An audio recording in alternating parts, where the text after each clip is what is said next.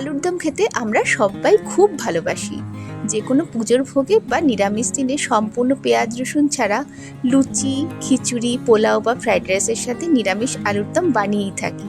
এটা মোটেই নতুনত্ব কোনো রেসিপি নয়, সবাই বানাতে পারে।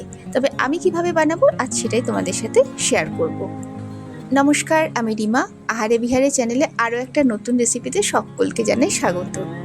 নিরামিষ আলুর দম বা ভোগের আলুর দম বানানোর জন্য নিয়ে নিয়েছি 750 গ্রাম আলু, যেটা আমি আলুর দমেরই আলু যেরকম কাটা হয় সেভাবেই খোসা একদম ছাড়িয়ে কেটে ধুয়ে নিয়েছি। এবারে রান্নার জন্য কড়াই গ্যাসে বসিয়ে দিয়েছি। দিয়ে দিচ্ছি কড়াইতে পরিমাণ মতন সর্ষের তেল। ইচ্ছে হলে সাদা তেলও করা যাবে। তেল গরম হয়ে গেছে, আলুগুলো হালকা লাল করে ভেজে নেব। দিয়ে দিচ্ছি তেলের মধ্যে আলু। পুরো আলু দেওয়া হয়ে গেল। আলুর মধ্যে অল্প করে দিয়ে দিচ্ছি হলুদ গুঁড়ো আর সামান্য লবণ। আঁচ মিডিয়ামে রেখে আলুগুলো ভেজে নিচ্ছি। ইচ্ছে হলে আলুতে কিন্তু আগেই নুন হলুদ মাখিয়েও ভাজা যায়। আমি আর মাখামাখির মধ্যে যাইনি, ডিরেক্ট ভাজার সময়তেই লবণ হলুদটা দিয়ে দিলাম। আলুগুলো একটু ভাজা হোক, ততক্ষণে একটা মশলা রেডি করে নিই।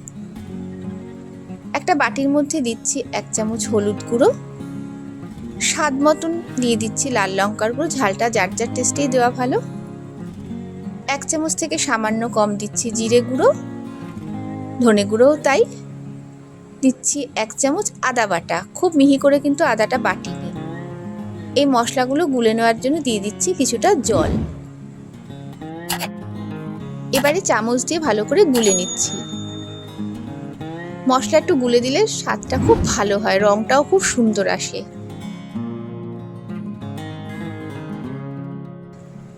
আরও একটু জল দিচ্ছি। এবার ঠিকঠাক হলো। মশলা আমাদের রেডি। এদিকে আলুগুলো ভেজে নিচ্ছি। ইচ্ছে হলে আলু কিন্তু সেদ্ধ করেও ভেজে নেওয়া যায়, কিন্তু যে কোনো পুজোর ভোগ রান্নাতে একটু তাড়াহুড়ো ব্যাপারটা থাকে, কারণ সময়ের মধ্যে সব কিছু করার গল্প থাকে। তখন আর সেদ্ধ করে ভেজে নেওয়ার সময়টা থাকে না, কারণ সেদ্ধ করতে গেলে খোসা শুদ্ধ সেদ্ধ করতে হয়, সেক্ষেত্রে খোসা ছাড়া ওরে অনেকটাই সময় সাপেক্ষ ব্যাপার। তবে এটাও ঠিক, সেদ্ধ করে ভেজে রান্না করলে তার স্বাদও কিন্তু দারুণ হয়। যাই হোক, এদিকে আলু একদম ঠিকঠাক ভাজা হয়ে এসেছে। দেখো হালকা লালচে ভাব কিন্তু চলে এসেছে। এবারে তুলে নেব। এই যে, এবার কড়াইয়ের এই তেলের মধ্যে দিয়ে দিচ্ছি 1 চামচ কাশ্মীরি লঙ্কার গুঁড়ো, দারুণ সুন্দর রং আসবে। ফোড়নে দিয়ে দিচ্ছি 2টো তেজপাতা, 1/2 চামচ গোটা জিরে, 1 চামচ হিঙের গুঁড়ো আর গোটা গরম মশলা, মানে দারচিনি আর এলাচ দিলাম। লবঙ্গ আমি খুব একটা ব্যবহার করি না। তেলে দিয়ে দিলাম। কয়েক সেকেন্ড একটু নেড়ে চেড়ে নেব। এই কাজটা কিন্তু একেবারেই লো আঁচে করতে হয়, না হলে ফোড়ন পুড়ে যায়। ফোড়ন ভেজে নেওয়া হয়ে গেল। দিয়ে দিচ্ছি 3টে মাঝারি সাইজের পেস্ট করা টমেটো। টমেটো পেস্ট দিয়ে কিছুক্ষণ কষিয়ে নিতে হবে। অবশ্যই লো আঁচেই কষাতে হবে যতক্ষণ না টমেটো নরম হয়ে যায় এবং উপরে তেলটা ভেসে ওঠে। নতুন বন্ধু যদি কেউ আজ প্রথম আমার কাছে এসে থাকো, ভালো লাগলে চ্যানেলটি সাবস্ক্রাইব করে প্লিজ পাশে থাকার অনুরোধ থাকলো। ভিডিও শুরুতে এবং শেষে একটা লাইক কমেন্ট রেখো, যাতে তোমাদের ভালো লাগাতে আমি কিছুটা এগোতে পারি। এদিকে টমেটো কষানো হয়ে গেল। দেখো হালকা তেল ভেসে উঠেছে। দিয়ে দিচ্ছি জল দিয়ে গুলে নেওয়া মশলার মিশ্রণ। একসাথে সমস্তটা কিছুক্ষণ নেড়েচেড়ে এবার মেশাতে হবে। মশলা, বিশেষ করে নিরামিষ রান্নার ক্ষেত্রে আমি খুব বেশি কিন্তু কষাই না, কারণ মশলা বেশি কষে গিয়ে যে গন্ধটা বেরোয় আমার খুব একটা ভালো লাগে না। হালকা কষানোটা আমার ব্যক্তিগতভাবে বেশি ভালো লাগে। এদিকে মশলা আমার আন্দাজ মতন কষানো হয়ে গেল। দিয়ে দিচ্ছি এবারে ভেজে রাখা আলু। আলু দিয়ে মশলার সাথে কিছুক্ষণ রান্না করে নিতে হবে। যদি মনে হয় একটু টক দই দেবে, অবশ্যই দিতে পারো, তবে আমি যেভাবে রান্না করছি একবার করে দেখো, টক দইয়ের দরকার হবে না। পুরো আলুর সাথে মশলা কষানো হয়ে গেল। সেদ্ধ এবং ঝোলের জন্য দিয়ে দিচ্ছি ফোটানো গরম জল।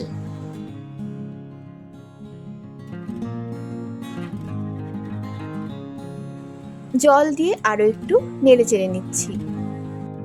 খিচুড়ি, পোলাও বা লুচির সাথে খাওয়া যায় সেই আন্দাজেই কিন্তু জলটা দিলে ভালো হয়।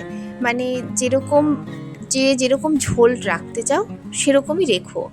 আমি একদম মাখা মাখা বানাবো, কাজে আমি সে আন্দাজেই কিন্তু জলটা দিলাম। জল দিয়ে সবটা নেড়ে নেওয়া হয়ে গেল।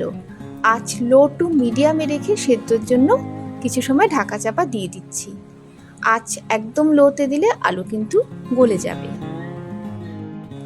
মিনিট 15 পর ঢাকনা খুলছি, আরও একটু নেড়ে নিচ্ছি।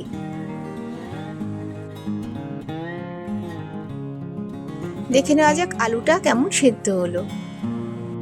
দেখো আলু কিন্তু সুন্দর সেদ্ধ হয়ে গেছে।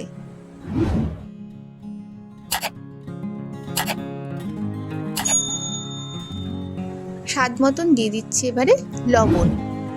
আলু ভাজার সময় সামান্য লবণের ব্যবহার হয়েছে, কাজে সে আন্দাজে কিন্তু লবণটা দিলাম। স্বাদের ব্যালেন্স তো বটেই, তাছাড়া নিরামিষ রান্না, তার উপর ভোগের রান্না, একটু মিষ্টি দিলে খুবই ভালো হয়, তাই 1 চামচ চিনি দিলাম। সবটা আবারও ভালো করে নেড়েচেড়ে মেশাতে হবে।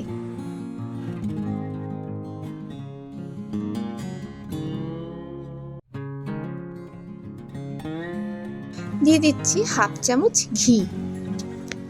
ভোগের রান্নাতে একটু ঘি দিলে কিন্তু ভালোই লাগে। দিয়ে দিচ্ছি 1 চামচ গরম মশলার গুঁড়ো, সঙ্গে 2টো চেরা কাঁচা লঙ্কা আর 2টো গোটা কাঁচা লঙ্কাও দিলাম। আর দিচ্ছি কিছুটা ধনে পাতা। ধনে পাতা কুচানোর সুযোগ পাইনি, তাই একদম ডাঁটি সহই পাতাগুলো দিলাম। সবটা একসাথে নেড়েচেড়ে জাস্ট মেশানো। ঝোলের পরিমাণ যার যার পছন্দ মতন রাখতে পারো, তবে আমি একটু ঝোল ঝোল রেখেই নামাবো, কারণ আলু ভীষণ ঝোল টেনে নেয়, সবাই আমরা জানি। ঠান্ডা হলে স্বাভাবিকভাবে মাখা মাখা হয়ে যাবে। ব্যাস, আর নাড়বো না, গ্যাস বন্ধ করলাম। কিছু সময়ের জন্য ঢাকা চাপা দিয়ে দিচ্ছি, যাতে সব মিলিয়ে স্বাদ গন্ধ দুটোই ভালো আসে। 10 মিনিট পর ঢাকনা খুলছি। আমাদের নিরামিষ ভোগের আলুর দম প্রস্তুত। একটা বাটিতে পরিবেশন করে নিচ্ছি। আমার আজকে নিরামিষ আলুর দম বা ভোগের আলুর দম তোমাদের কেমন লাগলো প্লিজ কমেন্ট করে জানিও। ভালো লাগলে তোমরাও এভাবে একবার করে দেখতে পারো। আজকের মতো ভিডিও তাহলে এখানেই শেষ করছি। আবার আসবো নতুন কোনো রেসিপিতে। আমার ভিডিও যারা প্রথম থেকে শেষ অবধি দেখলে তাদেরকে জানাই অনেক অনেক ধন্যবাদ।